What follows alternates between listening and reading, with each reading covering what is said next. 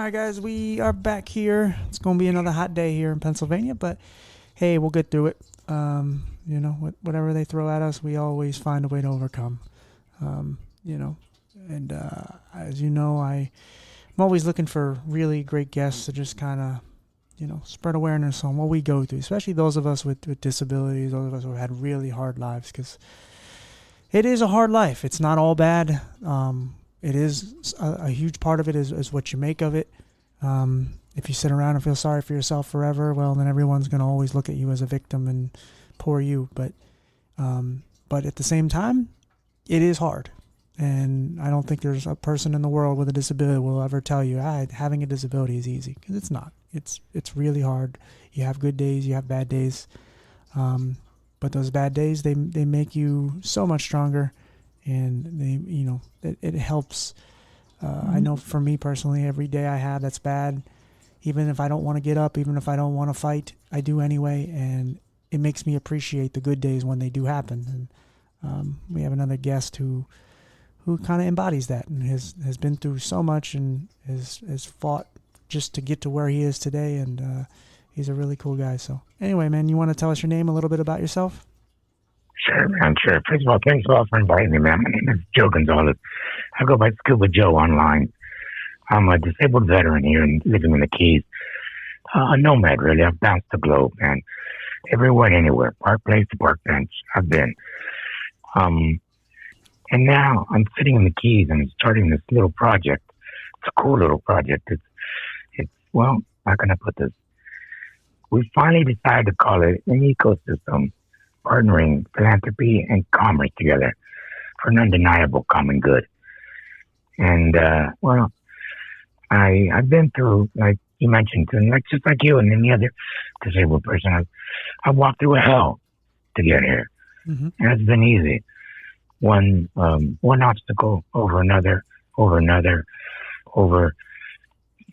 death facing me in the face 3 times, man. I've knocked on heaven's door 3 times and been turned away. At the time, I had no idea why. But on the 3rd time, when I came out of my coma, after 3 months, I think it was, and then laid in bed for 2.5 years, attached to all sorts of apparatus just to keep me functional, you get to thinking, It's like, well, what the hell is this about, man? Before you go on, can you tell us what happened? Yeah, sure. I became partially disabled when I was in the Navy. It was a truck accident that I got sandwiched in between the truck and the front seat of the bus that was in it, but it was a metal grate. And at the time, I was dead asleep when it happened, but I guess I got crunched and I ripped my lungs.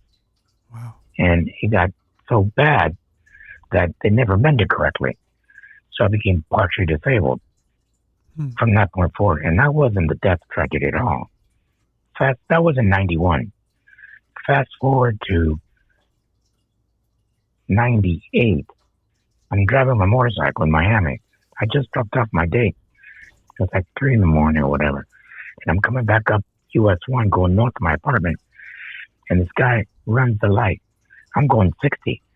So I get T-boned, right? I T-bone him. And I get catapulted to the level of the streetlights, across the street, onto the intersection, bounce out that to the second lane, get hit by another car, and get thrown into the side of the road, the gutter.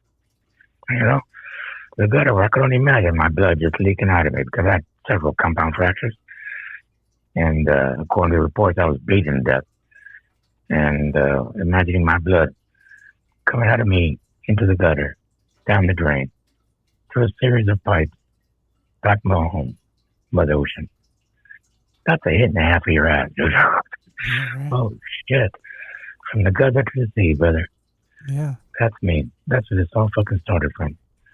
And of course, I was young, bro. I was young, like, 25, 24, I think. Naive as all hell. Indignant as all hell. And even though, let me back up.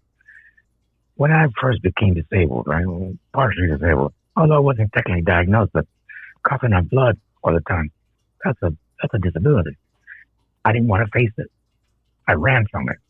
And I ran from it so vigilantly. I ran into extreme sports, surfing the biggest breaks, diving the deepest trenches, riding motorcycles at top speeds in the desert. I mean, just pushing myself to prove to myself that I was okay. Mm-hmm. You know? Like an adrenaline And here junkie. I am. Yeah. Yeah. Oh, yeah. Totally, bro. Totally. And with that comes this arrogance, too. Like, nothing to stop me. I was an asshole.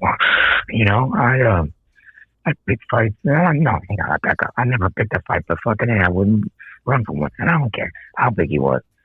Yeah, sometimes I got my ass kicked. That's part of the game, too, you know? Right. But it was just a constant battle of myself. You got to do the biggest, the boldest, the strongest. And, you know, you got to prove it. Prove to the world. Bullshit. I got to prove it to myself. Prove what? You know, and all of this happening, it wasn't a strength. It wasn't a mindset based on strength. It was based on fear. You know, I did not want to accept that I wasn't 100%.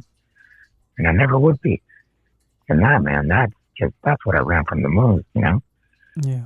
And not wanting to accept it was really, really foolish of me, you know? So then I pushed myself, got these motorcycles and, you know, I went from Fat Boys to Ninjas. That was just to prove that I could do it all. It was dumb, young and naive, inexperienced. So, like I said, I lived a life of just extremes over and over and over again, tempting fate, tempting skydiving, bungee jump, you name it, just to prove I got this. I'm not fucking hurt. Come on, get over it. Yet, I'm coughing up blood. And I'm coughing up blood, and I'm coughing up blood. And I have to hide it, too, because, you know, I'm in the corporate structure now, too, and I'm making bank and doing well, pushing myself there, too, because I like to be the best. And, you know, one of these Karens sees it, game over. Mm-hmm. You know, HR gets, oh, my God, he's you know, liability. Contagious, he's liability. He's going to hurt us, blah, blah, blah, without even asking. Just assuming, you know. So I had to cover it up, cough with my mouth closed, make sure nobody, you know, if something did leak, I wiped it up real quick, and nobody ever noticed. My whole career, nobody knew. I couldn't let anybody know I am that. I didn't want them to think anything less of me. I was one of those bullshit alpha dudes, you know, total bullshit. You know, masking the pain, masking the fear, something, you know. So that led me to 2010. Again, another tragedy. I was scuba diving. And this wasn't even that bad, but again, I didn't respect the rules. So I grabbed my old gear that's been sitting in a garage for over a year that I didn't use. Normally I'd rent because it's just there. But this time I just grabbed some old gear from the garage, never respecting the rules of you should get that checked, maintained every year, at least once a year. You know, get the O-rings replaced, get it lubed up again, make sure all your gear is working properly. My impulsive dumbass just whatever. Boom. I grabbed it and went scuba diving. And, well, I'm out about a beer length and a half, maybe two, because we swam out from the beach. And then we're down about 20, 25 feet. And I'm down there for maybe like 5 minutes. I wasn't even that long. I knew exactly what happened. My O-ring blew. The O-ring is inside the top cylinder of the tank. It kind of seals the connection between your regulator, your rig, and the tank, right? If that little piece of rubber pops or erodes, you got no seal. Your air is going to pour out, you know? That's exactly what happened. I went from, you know, a 20-year seasoned scuba diver to a drowning one in seconds. And here I am, 25 feet or so underwater, a beer and a half length out, with about 60, 70 pounds of dead weight on me. Bro, it's not looking good for me. So I started swimming up, and I instinctively dropped my belt. That was the first thing to go. What I should have done is drop the whole PC and everything. But of course, my ego is like, oh, dude, You just spent $2,000 on that thing. Oh, I mean, not just. I mean, years ago, you spent $2,000 on that thing. But that's not the rationale that you consider when you're in that situation. You're like, I'm not going to drop my gear and lose it. $2,000. You know, it really wasn't worth that much, but you know. So I just took it for myself. Fuck it, I'll take it up. And I started swimming and swimming. And slowly but surely, my swimming starts to slow down. I'm losing it. I see flashes of my life, my girl, my son. Whoa, wait a minute. Not realizing that when you don't have enough oxygen to the brain, lights out. You know, especially when you're exerting so much and carrying all that weight, you know? Yeah, lights out, bro. You just pass out and then you're done. Mother Ocean taught me a lot. She's my scribe. She got some amazing skills that I carried over to land, dealing with pressure, focusing, being in the moment, not letting emotions take over, right? Mm-hmm. She taught me all that. But she's also unforgiving. You don't abide by her rules, you're done. So here I am, bro, trying to climb my way out now. I swam about halfway up. So I'm about, I don't know, another 10 feet, 15 feet to go. And I'm going. I'm seeing the flashes. I'm like, oh shit, this is it. It's over. This is it. And then out of nowhere, dude, my ego kicks in again. Says, hey, asshole, are you really going to let tomorrow's paper read that a seasoned senior diver with 20 plus years of experience or whatever die in mere 20 feet of water while lobster hunting? You know how embarrassing that's going to be? Yeah. I swear to God, dude, that's what I thought. And then fucking something kicked in. Forget the swimming. I was crazy, man. No way, no. Fight or flight kicked in, bro, and I broke water. Finally. Crabs, whatever I could grab just to survive. Yeah. Not realizing I'm still a pier and a half, 2 pier lengths out, man. You still got to swim. I was in no condition to make it. No way. My head was spinning. I couldn't tell you north, south. I couldn't tell you anything, man. In that situation right there, that's where ERs make their money. Right there. Boom. It could have gone either way. Luckily enough, my dive buddy, who was an ex-ranger, grabs me, picks the perfect, he performs the perfect grab right on from underneath me, hands across my chest, one arm out, leans back, and I'm on top of him. And he's got a full VC, so he's got the buoyancy, right? And he's just pounding and screaming, they're up, because we were in a cove. But we're still out there, you know? But there's a ton of other divers doing the same thing. So next thing I know, a buddy of mine, Tom, comes freaking, he's an ex-Navy SEAL. 70-some-year-old man, bro. Guy comes out from the shore like a torpedo. Robert told me, it's just the way the guy is. It's ex-SEAL. Yeah. He's home in the water, you know. We both, Robert and Tom, grab me and pull me out. I'm fading, bro. I'm in and out. They call me and they medevac me. And bada bing, bada boom, I'm waking up like, what the fuck just happened, man? And I get this young pimple-faced ER doc telling me, you realize how lucky you are? Normally, guys, in your situation, they're going straight to the morgue. We pulled out over a cup of water of your lungs, where normally it takes half a cup for lights out forever, because you panic and then you just suck up more, you know, and then you're done. Like I said, Mother Ocean is graceful and loving, and she'll teach you and nourish you and feed you. But at the same time, she'll own you and destroy you with the same grace, right, if you don't respect her rules. Absolutely. So here I am, you know, again for the second time thinking, what the fuck? This is the second time. Well, what is it? And I still was convinced it was anything more than just a freak accident, you know. I got lucky or unlucky, you know, it depends how you look at it. So here I am, that's it, you know, walked away from that again without even an ounce of consideration that there was a lesson there. You know, stop doing this shit. You know, embrace this. You don't have to prove anything to anybody. Yeah. I didn't have to, you know, that wasn't enough. finally, that was 2010. Fast forward to 2016. My son gets out of school. I'm a single dad at this time, and my son got out of school early, like at noon or something. And him and his buddy were in the backseat. I picked them up, and they were in the backseat of my car, nagging the hell out of me to drop them off at a skate park, And they were old enough to be left alone. But I had errands to run. I had to go clear across town to pick up some money. But these two nagged the shit out of me. Well, come on. And it was like, God, out of anger, I turned the car around and took them back completely out of my way, like 20 minutes, 30 minutes out of my way, just to drop the little asses off and just get them out of my hair. All right, fine, go. Thank God for that, bro. Thank God for that moment. For their nagging, for their relentless, like they weren't going to let it go. So I take off again, go back down, to pick up money for my client. 30 minutes later, I'm trying to make a right into a cul-de-sac, and this asshole rear ends me, going 85 miles an hour. I roll my truck into an elderly lady.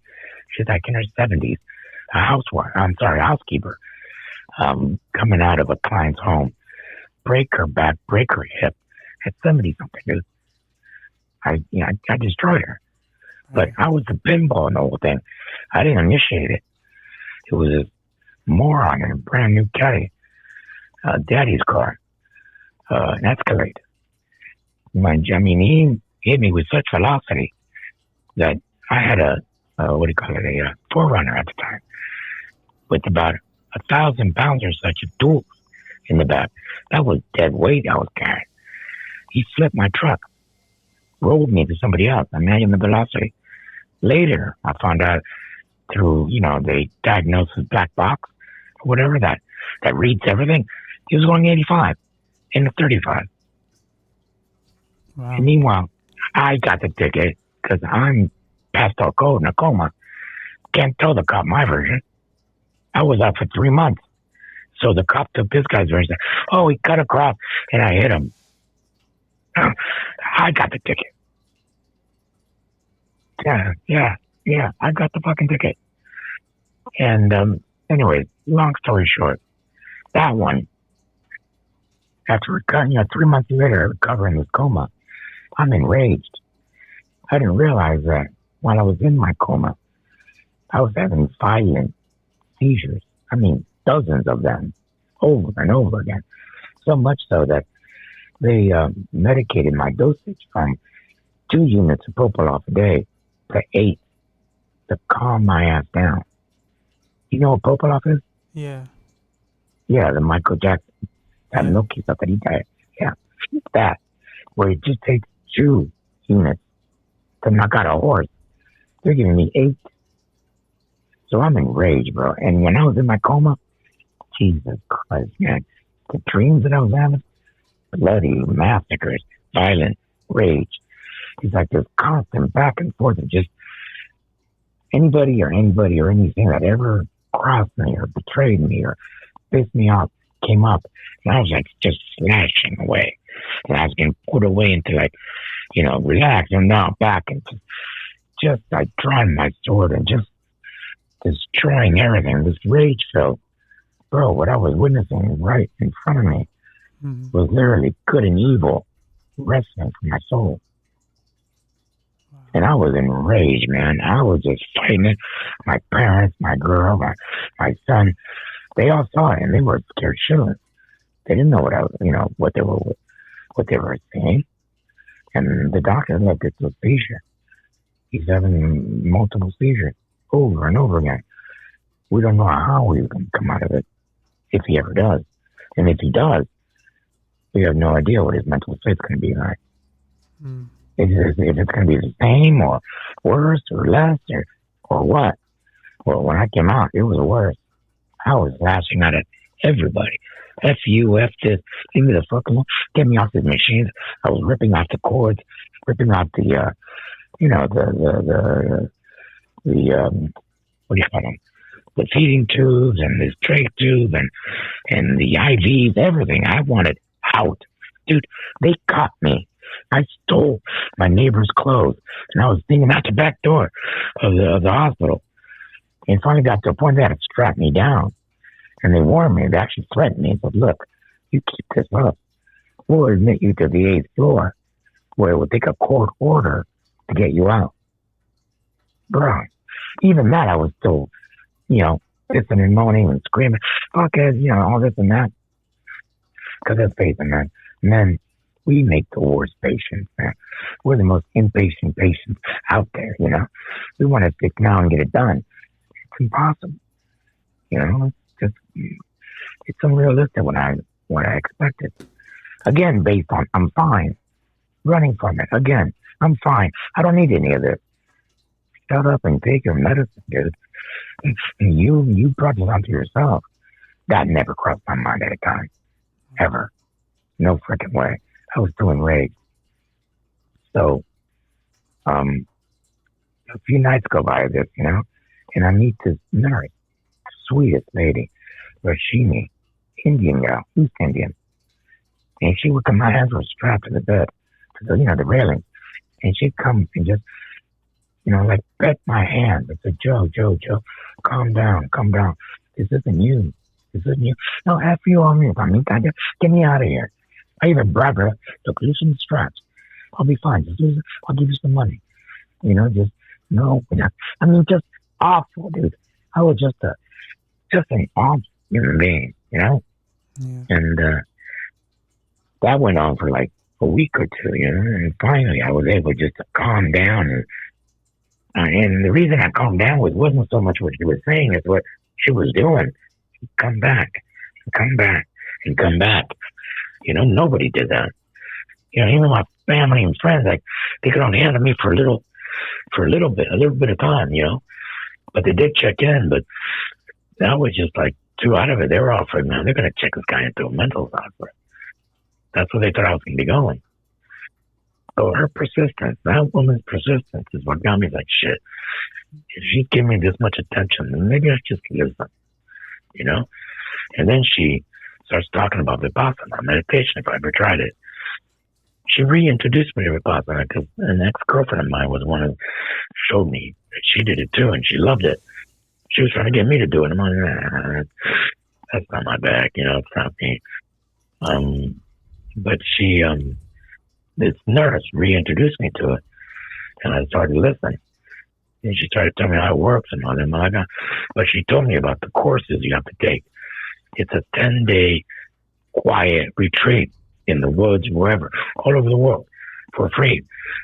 They had to sign up for it. And she goes, you should really try it. It would help you. Because we sat and talked about religion and stuff then. And she's like, maybe this could help you. It's not a religion. It's a tool to help you better understand the sensations and manage them and let them go while you still focus on your breathing.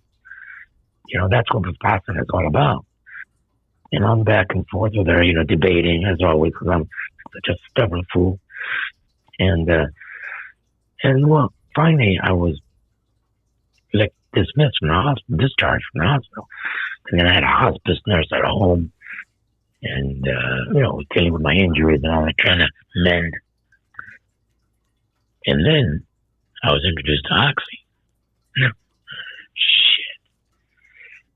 Yeah, I took that ride too. From one tab of, whenever it feels good, to 8 to 10 tabs whenever it feels good. Oh, whenever I felt like I was in pain, right? Not when it felt good. It never felt good. Right. After I took the pill is when it felt. That's not even good, just numb. Yeah, it's better Yeah, than that's what feeling anyway. Yeah, you're just numb, drooling all over yourself, just like, just numb, a log. And in that state, I get a request from the doctor for like a follow-up visit to come to the hospital, right? So I go, and they did their thing. They took out the feeding tube. They just yanked it out, motherfucker. Nope. Pain pills. Oh, you're on Oxy, rat. Son of a bitch. They just yanked it out my belly. That's the best way to go. Oh my God. God damn. Like I could use more pain. Anyways, so I come back to the hospital and I make it a point to go say hi to this nurse, right? And I brought a bouquet of flowers to thank her. Go to the front, go to the nurse's ward's desk, whatever, and the flower was on. And I asked for it. Who? Rashiki. I explained what she looked like. There's nobody here by that name. Get the fuck out of here. And please, Chad, da-da-da. No, she goes on her computer. No. Rashiki? Oh, well, yeah. I remember her name tag, Rashiki. Nobody, not even the contractor that worked sometimes in the night. Nobody there by that name. I would know. She's the head nurse. I'm thinking bullshit. So I went down to HR. And I know, and I know HR normally wouldn't share this information because it's obviously private and all that. But the way I explained it to this woman, just like, I think she just saw it in me. Ma'am, I gotta know. Please. Who is she? And she looked up and said, nobody in this hospital by that name. Fucking A, bro. I was like, whoa, what the hell is this? It was a message. It was a freaking message. Excuse me. Vipassana is your way out of this. And then, bro, I was all in. I was all freaking in. I started researching Vipassana more. I started signing up for the courses, watching courses online.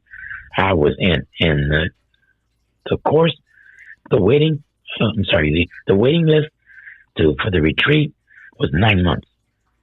So in that time, I was researching in bed, and then 2, fighting the oxy addiction, and 2, also finding an old idea I had about Mother Ocean, about how I could maybe build this app that could help not only her, but her people heal. So I started kind of around with this idea of a marketplace app, that do you know anything about scuba diving? You ever been or snorkel or anything? I haven't, no. I've been in the ocean, but never. Hello? Yeah, can you hear me? Right. Sorry, guys, we had technical difficulties. But no, I've never been scuba diving. I've been in the ocean. I've, went fishing and stuff, but never actually diving or anything. Well, let me educate you a little bit. Scuba diving, especially the dive shops, I'm sure you walked into a dive shop, right? You were just kind of browsing. Yeah. Yeah. 60, maybe 65% of their revenue is not the gear. Online is pretty much consumed a lot of that. It's the excursions, the dive trips, and each dive trip, goes to a different destination for a reason. Some routes are easier than others, some are a little more challenging, whatever. So if a diver wants to dive, let's say you come to Miami, which by the way is one of the third biggest, most scuba diving destinations in the world, South Florida, the Keys, Miami, Fort Lauderdale, West Palm. There's great diving here. So if somebody comes to Miami for the first time and they want to dive, they literally got to pick up the phone and start talking to shops and saying, who's going out at what time, where they're going, and what type of dive it is, and what they're going to see, because someone want to see sharks, someone, whatever. So I built a marketplace app like Airbnb to make it easier for scuba divers to find the right dive they need. The industry has been asking for it, but nobody's really done a really good job with it. So it never went, it never stood the distance. Mm-hmm. But I built an app that's different, where the proceeds get donated to my cause, the Mother Ocean Fund, that specializes in advancing ecological and humanitarian scuba diving efforts at sea. Things like adaptive diving efforts for disabled veterans, women and children to use as a means of physical and mental therapy for their injuries and their ailments. We don't discriminate, civilian or military, we don't care. But we fund people to do that. We don't do it ourselves. We just sponsor divers for free to do it. What the VA and other insurance companies won't pay for, because they consider it experimental. Uh-huh. We do. So, and then we also sponsor coral reef restorations, reef cleanups, beach cleanups.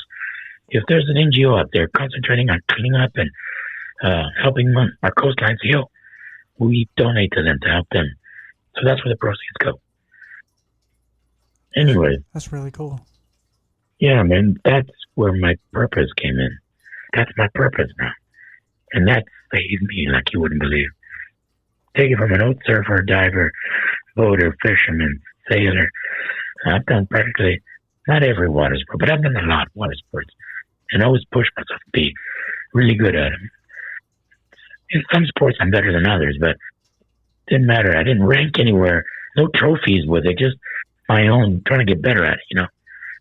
So, that being said, I got experience in all these sports. So then I'm thinking, oh shit, if I can get scuba to this, what if every water sport on the beach contributed to this? You know, too. Right. So it breaks down to turning water sport recreation into rehabilitation. Okay. With every booking. You know? Pretty cool idea. Yeah. And I'm almost there. I'm just trying to get the shops. Excuse me. I'm trying to get the shops to sign up now. And because we just finished the app about a month ago, 2 months ago. And now we're trying to get the community to get them, you know, sign up and stuff. And it's a slow process, but we're getting there. Anyways, back to my story, because this is really important. So I go to this Vipassana retreat, right? Uh-huh. And I'm in there, and bro, I'm no guru, I'm no Zen master, I'm nothing. Just a guy with a trach tube in his throat who coughs a lot. And now I'm in a room with 200 other people, 100 women, 100 men, and it's dead silent. Everybody just meditating for 10 to 14 hours a day, every day for 10 days. We all take a while of silence, no electronics, no labels on your clothes, no noise, no flash, no jewelry. You come in there just naked, really, just with whatever rags you have to cover yourself up. But you're there to do some work, right? Meditating 12 hours a day, 14 hours a day. Dude, that's brutal. That's a lot of work. Yeah. Anyways, long story short, I'm in there. Day starts at 4 a.m. to 8 p.m. every day. And you could actually extend it if you want to meditate more. So I'm in there, 4 a.m. The room's, filled with people, dead silent. And I start coughing and coughing. Thing with the trach tube is, if I turn my neck, the tube hits the sides of my throat, which irritated. And of course, I start coughing. Sometimes just a couple, sometimes it can't stop for a while. And I'm feeling like dirt because I'm interrupting everybody. It's supposed to be a meditative, quiet focus, and I'm coughing up a storm. So I'm feeling like shit, And I get a tap on the shoulder and says he was the resident manager for the men. Taps me on the shoulder. And of course, I knew this was coming. So I go in the back with him, and he asked me, "Are you okay? Should I call 911?" Real kind, very empathetic, very, wanting to help first and foremost. No, I'm fine. And I explained everything like I explained it to you. And he goes, "Well, the teacher wants to see you at noon." And I'm thinking, oh, shit, man. I just went through 9-month waiting list, drove my ass up here from the Keys to, this was in Texas. No way I'm quitting, man. I drew myself, I'm not going to stay if I'm not welcome, but they got to kick me out. I'm not going to quit. No freaking way. So I go into this guy's office, my sword drawn to fight whatever I had to. And the guy just totally disrails me. Like, again, very kind, very empathetic. Like, do you need 911? Should we call it? So that kind of derailed me a little because I thought he was going to try and kick me out. And he tells me, he says, "Listen, you're going through a very challenging period right now. These next 10 days are very demanding, physically, mentally, spiritually. this is not going to be easy for you. Are you sure you're up for it? And I'm like, the only answer I had was, well, I'm ready as ever be, man. This is not going to get any better for me. This is it. He says, all right. Okay, but I'm going to ask a favor of you. He said, let me put you in the back. So it doesn't, and of course I was okay with that. Well, yeah, of course. So they put me way back at all. So, to minimize my disruption. And we went forward for 5 days. We went forward. And I remember that conversation I had with him. It left me inspired. But at the same time, come day 5, I get sick. I pick up a bug. I'm in the middle of the woods, so the hay and, my respiratory condition, I picked up a bug from somewhere. Now, a bug pneumonia flu is nothing. But when you have a respiratory disability like mine, it's something. But of course, I'm prepared for it. I got all my drugs, all my pumps. I'm ready. They let me keep all that. Of course, and they're gonna keep me from, self-care, whatever. So I'm going, and I wake up just feeling like dirt. I got a cold coming on, so I was doing the treatments and taking the pills, and it levels off. But then I start thinking about this steakhouse that I saw on the way up to the compound, to the retreat, whatever. And at this retreat, I'm only eating vegetarian food. And I'm not a vegetarian, bro. Yeah.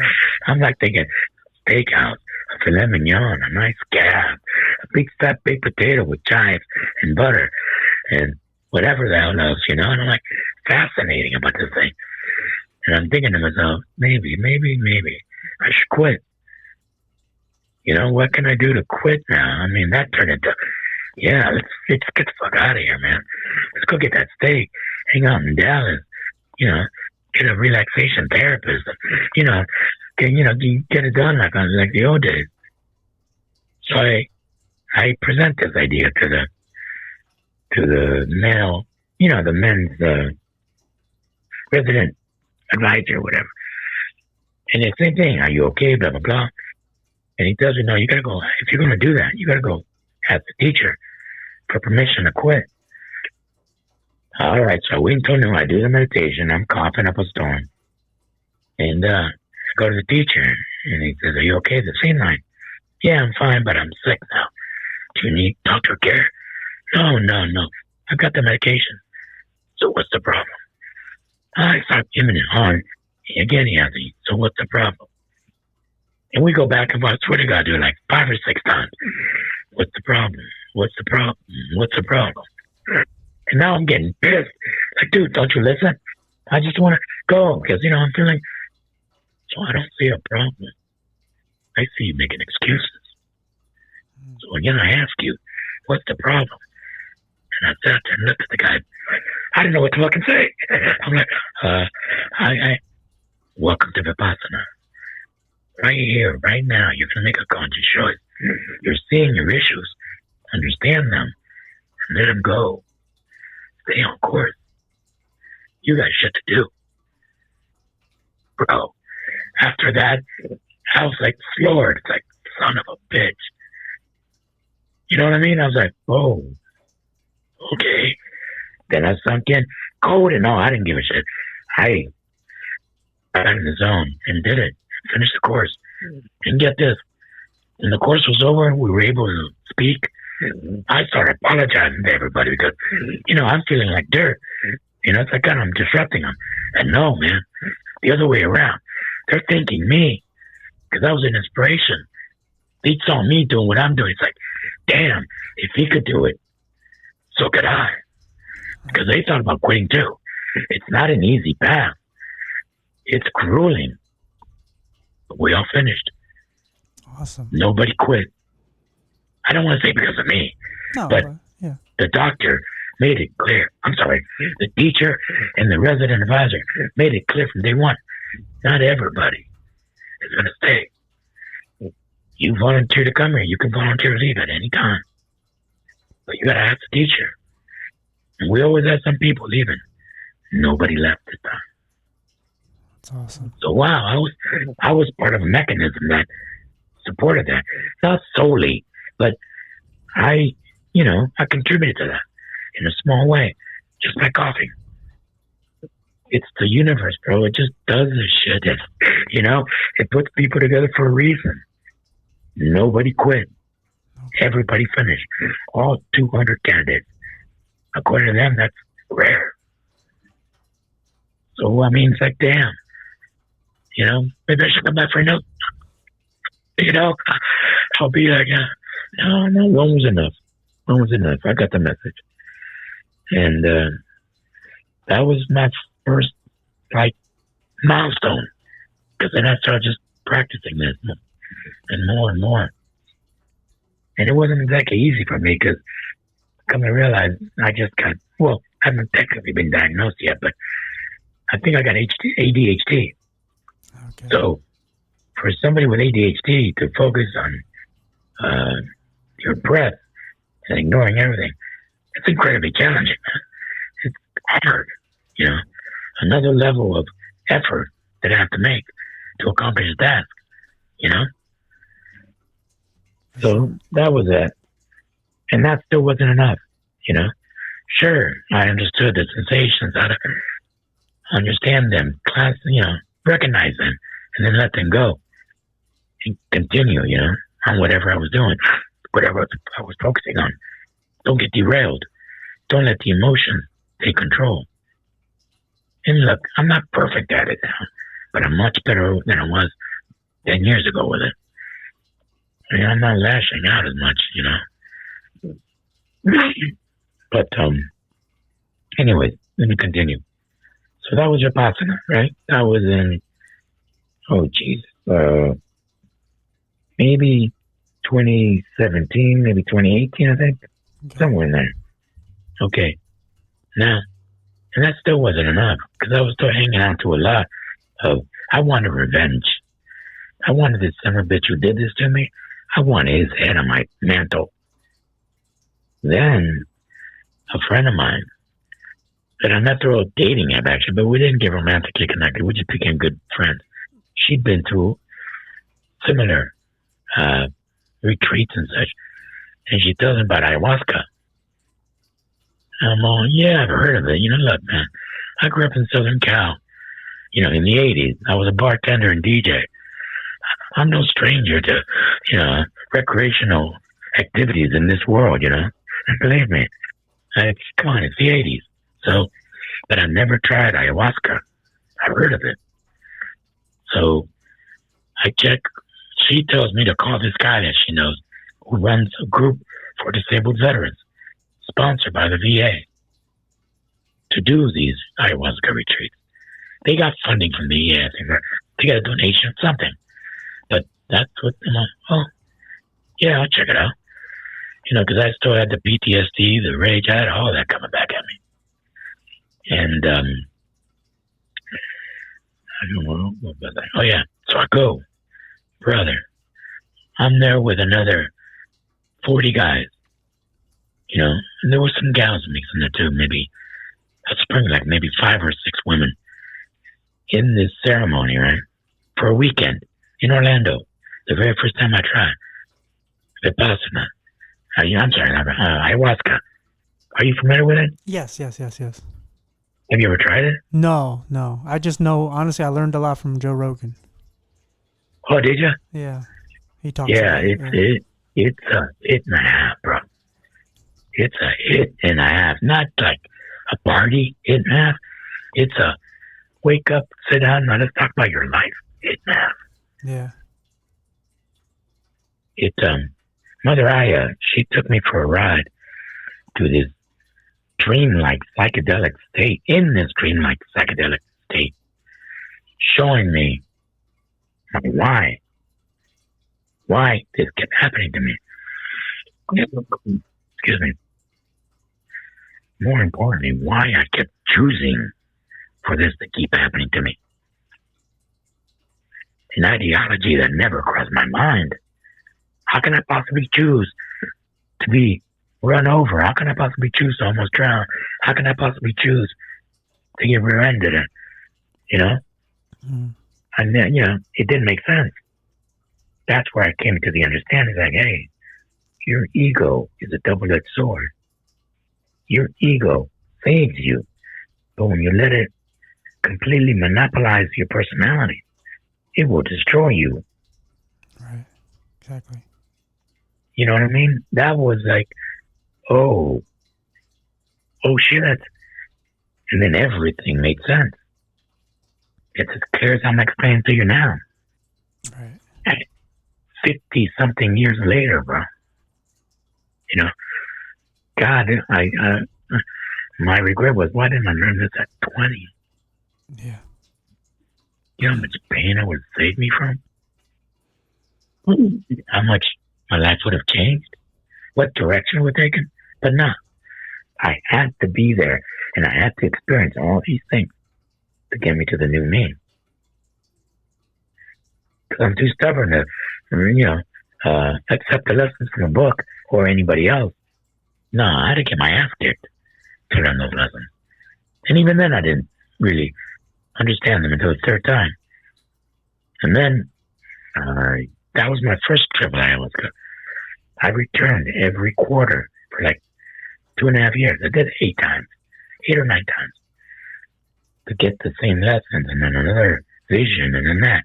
And within those visions, not only did she show me what I was doing to get me to where I'm at now with all these tragedies, what I could be if I let the shit go, embrace it, understand that it's part of me now, accept it.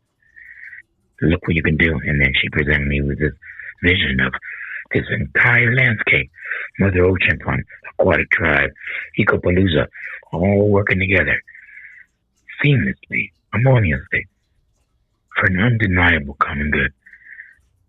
That was my purpose all along. And everything I've been through made sense.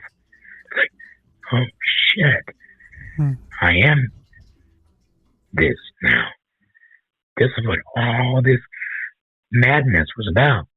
This madness and all the other madnesses that I haven't even begun to explain to you yet. Because that's just 3 stories.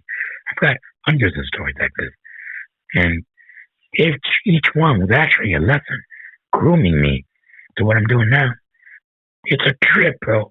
It's a trip. It's like, oh shit. All that stuff you hear online, on TV about purpose and intent and mindset and, perspective. Holy shit, it's all true. All the stuff we ignored, it's all true. I was like, oh shit, moment for me. It was like, God, yeah, bro. And that's where I'm at now. Oh. A long story, winded. I know. I apologize for the, the book, but that's the story, man. You've made it through so much, man. I'm proud of you. I'm happy you're still here. And yeah, like I said, I had other questions and stuff, but I was just, let them just rant, let them go. Because, I think I can tell from the guy that I was talking to before you were telling your story, I can tell like you've learned a lot, you've been through a lot, and you've battled, and yeah, you've had to fight off some real demons, and you had to really do some soul searching. Like you had to realize that you were, a good guy, but also kind of an asshole at the same time. Like, yeah, oh yeah, absolutely. Yeah, you had to learn a lot about yourself. That like I like what you were saying with the ego. It's like, yeah, like it's what's keeping you going, but it's also what's getting in your way. And yeah, it's a double-edged sword, brother. It's a double-edged sword. It really is. Yeah. And you can't survive without it. You need it. It's a vital tool you need, but you can't possibly let it consume you. Because then, look around. Look what's going on in the world right now. That's all ego, man. Yeah. Look at this shit. Mm-hmm. That's all ego. Massive ego from LDE energy. You know what I mean? Yeah. It's true. That's what that look. Don't believe me? Look around. And I experience it too. I get that. I get it completely now. Yeah, you had to humble yourself. You had to. Oh yeah, I'll tell you, bro. This is my wish, my fantasy. Every world leader try ayahuasca. I think it should be prerequisite. All right, fuckers, you want to lead us? Sit down and sit with yourselves first. Are you capable of being a good, empathetic leader, putting your people before yourself? Yeah. Mother Aya will teach you that, will show you where you are with that, and certainly show you if you're ready or not for that. Mm-hmm. I wasn't ready. No, I wasn't ready. Not back then. You know? And then I'm putting this mission forward before my own needs. I am busting my ass, bro. I've had 15 or 16 surgeries since April of 2016. A roller coaster of up and downs in terms of recovery. Some lasting a few weeks, some lasting a few months, and some still continuing months later. You know, it's been really challenging, but yet I come back to this. And I come back to this.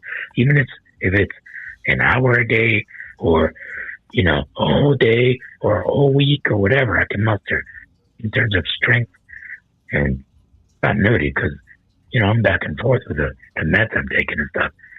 So, you know, it's a constant battle. Up and down, up and down, up and down. But I'm doing it, bro.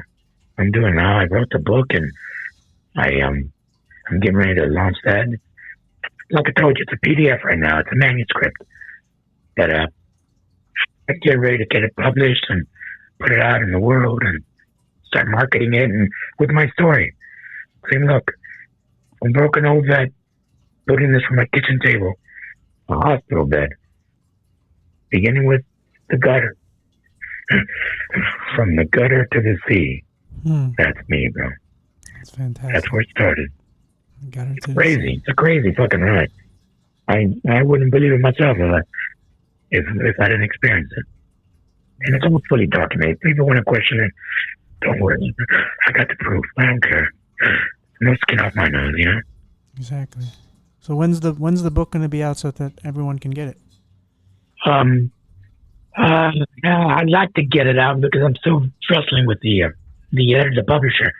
But it should be out within the next 30 days, the hardcover, and also the audiobook. And I'm hoping both in Spanish and English.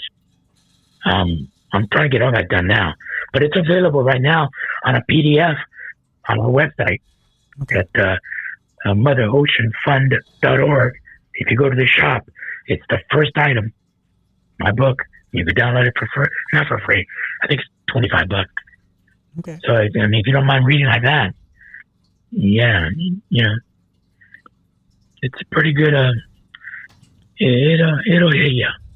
Because it's not, you know, a self-help or self-improvement book. It's like, sit your ass down and think about this book, you know? I would love to hear the audiobook because you have a great voice and you're a good storyteller, so.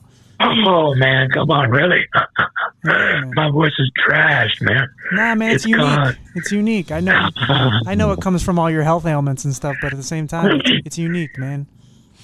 It's you. You think I should? You know, I was thinking, you know, how can I hire somebody to do the audiobook? You think I should do it? Yeah, hell yeah. Fuck yeah, do it, man. It's you. It's your story. Ain't nobody going to have the feeling for it and the passion for it like you do. Shit, man. Really? Yeah, man. And again, I'm not trying to, you know, kiss your ass, but like, yeah. No. I know. Nah, man. Like I said, no one's gonna have that kind of passion for your story. Like you could find somebody with a really good voice to read it and maybe a little clearer and whatever, but they didn't live this story. Like you lived this.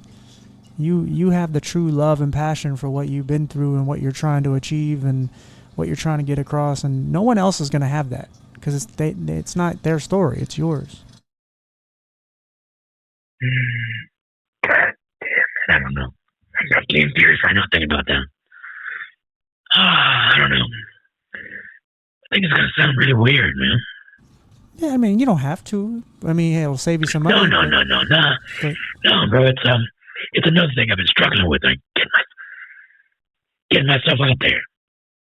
You know, I fear public speaking. Oh, I hear you, yeah. But accept it. This is part of your story. This is, you know, this is another form of you loving yourself, you know? Like, yeah, maybe your voice isn't the most, you know, vibrant or whatever you want to say, but It's your voice, man. It adds to your story. Like it adds to the realness of your story, right? Like no one could say, well, you're faking it, because that's your voice. Like, and you didn't get this voice by just smoking cigarettes. Like you got this voice by something severe. Yeah. We'll see, man. We'll see. Yeah, just think on it. Like I said, there's nothing wrong either way. Whatever choice you make, I don't know if there's a right or a wrong, but I think for people to really understand you, they need to hear it from the, as they say, the horse's mouth. They need to hear it from you, because this is your story. This is only you have lived this way, and I think.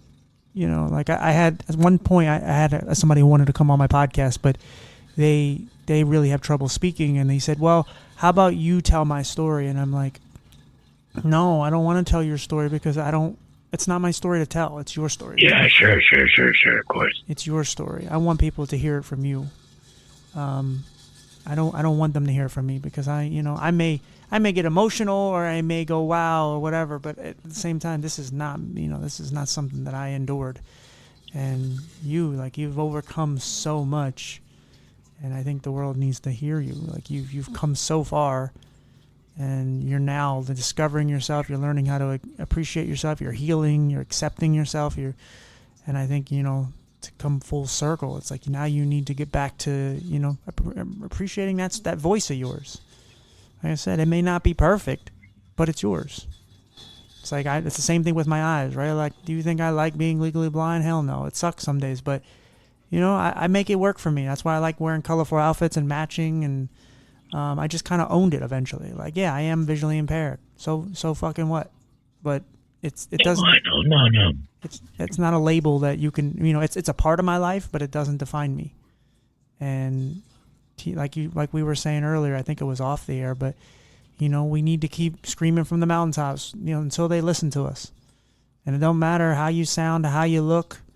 It's what you're saying that's important, and what you're reasoning behind it, and so for you, like that voice, like I said, yeah, it's just you, but it's not the only, it doesn't define you either, but it does. No. It tells a story. Like when you say all these things happen to you, and you hear it from your voice, it's like, oh man, this guy's been through some shit, and I'm here for it. I want to listen. So. And my voice is okay. You think it's strong enough to? Yeah, man. People understand. Yeah, I mean, I'm listening. I mean, I have good hearing, but I mean, and I don't judge people. But I mean, again, and you could always try it from. You could always have someone do it too and see how it comes out. But I don't know, man. I think I don't know. I feel like someone reading your story, because I can hear how you breathe and everything, and I'm not judging you, but I hear it, and it's like No, I know. It tells, like I said, it adds to the mystique. It adds to the story. You're just like, man, this guy's been through something. And then when you're actually hearing what you're going through or what you've been through, it's like, oh, okay, this all makes sense. It's not, to me, it's not a freak show. It's not. It's just a human conveying their story, and like I said, you can tell. You can hear the anger in your voice when you talk about your mistakes, but you can also hear the passion in your voice that you have for everything that you're working on, and where I can tell you're proud of yourself. Like you've come a long way, but you still have some anger towards some of the things that you could have done or should have done, and some of the things that you did. But that's real though. That's genuine. Like that's how you truly feel. That's in your heart. You can't fake that. Whereas if you handed your story to somebody, they would read it and they would put their best foot forward, right? They would give you, you're paying them, but they don't have that voice. That's not their story, man. They don't have that little grit and that little anger towards their past. Like you can feel it in you. Like as somebody who's been through hell myself, just by talking to you, and it's not just the voice, I can tell that you've been through some shit. And then when you actually tell it, it just matches the story. It's like, okay. And that's why you're like, I would just love to give you like a big hug, because I'm like, this guy's been through hell, man. Look, bro, I'm not looking for your sympathy. Just an understanding, that's all. No, I know. I'm good. No, I'm not pitying you. I just want to give you a hug just because everybody needs a little love in their life. I'm not looking down on you. You're a strong ass person, man. It's not like, oh, poor Joe. No, fuck that. No pity whatsoever. I just want to give you a hug because you're like a good guy and you deserve it, man. Everybody deserves some love in their Oh, life. thanks. Thanks, man. Thanks. Yeah. Yeah, thank you. Of course. And I can relate in a lot of ways. You know, our stories are totally different, but at the same time, I can relate to some of the darkest days. I can relate to making mistakes. I can relate to life kicking me around. And, you know, I nearly died a few times. And so I hear you, man. And you know, it's a hell of a ride. That's such a mind fuck. yeah. You know? I think you need to be in control of your narrative. Mind fuck. Yeah. You know, I'm in control of everything else. Yeah. You know, this whole thing, this ecosystem, you know, it's becoming to be more of a systematic, incredibly automated and operational mechanism now. Completely closed loop. So I'm controlling all that. And like, why am I not controlling the narrative? Yeah. You know, I'm farming it out. It's like, wait a minute, why are you doing that? I know. Well, it goes back to the same thing. It's just coming out within in the public sense. It's, you know, shit. It's a public sense. There's a certain level of expectation that I got to meet, you know, clarity, understanding, and I don't want to fuck that up, you know. Right. But you've had, and the problem is life. It just keeps moving, and so many things continue to pile up, and you start working on them. You start healing. You start fixing, but some things kind of get forgotten about, and maybe this is one of those things that you just kind of forgot to take out of the closet and work on it.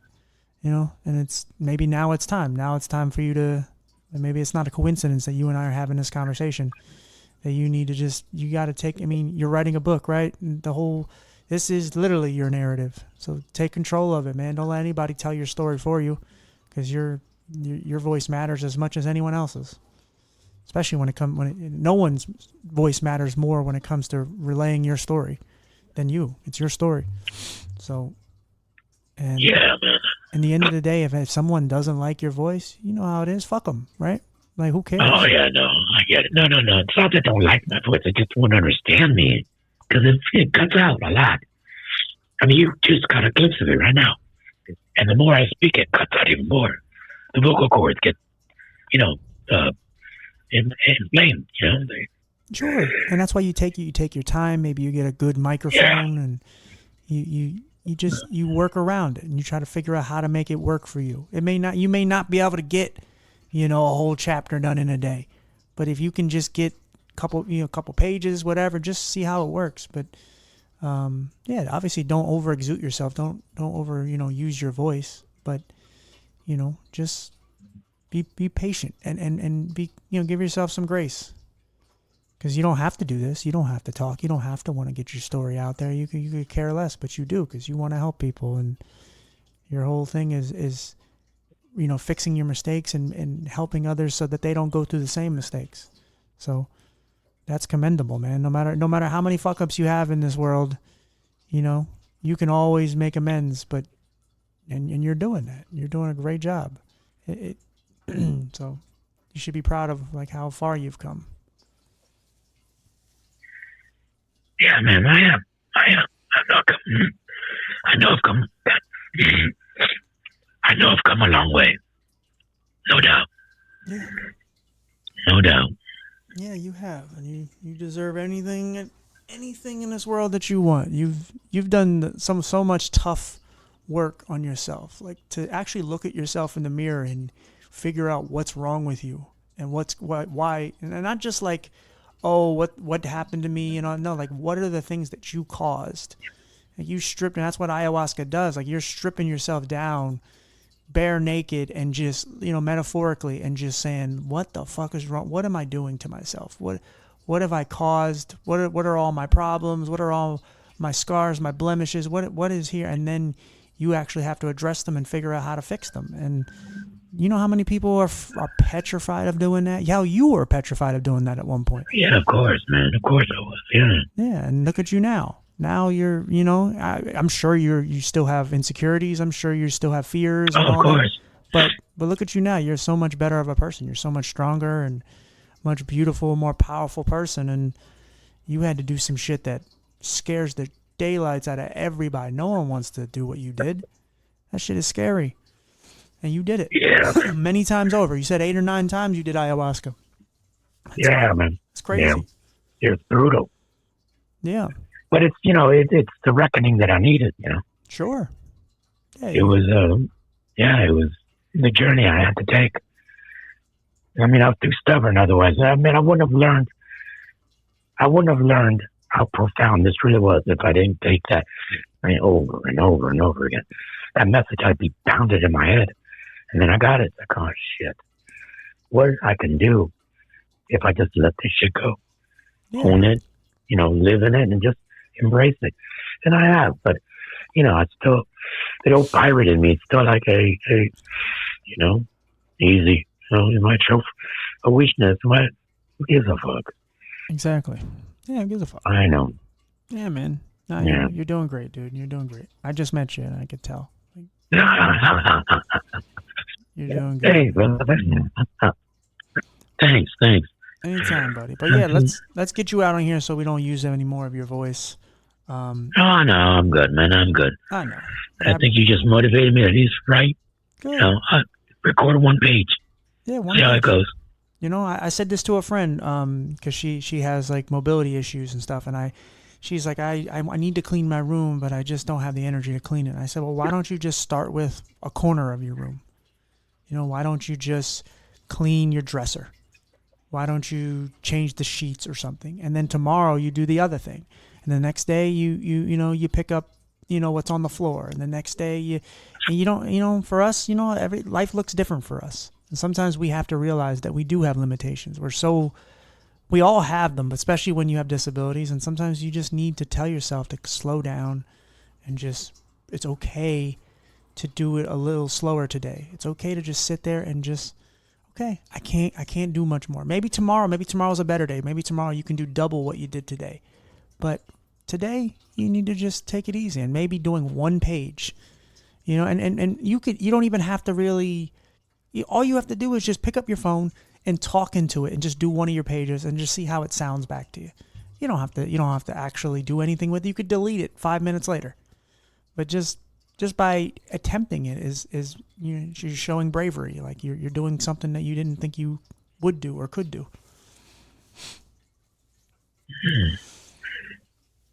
Thanks, man.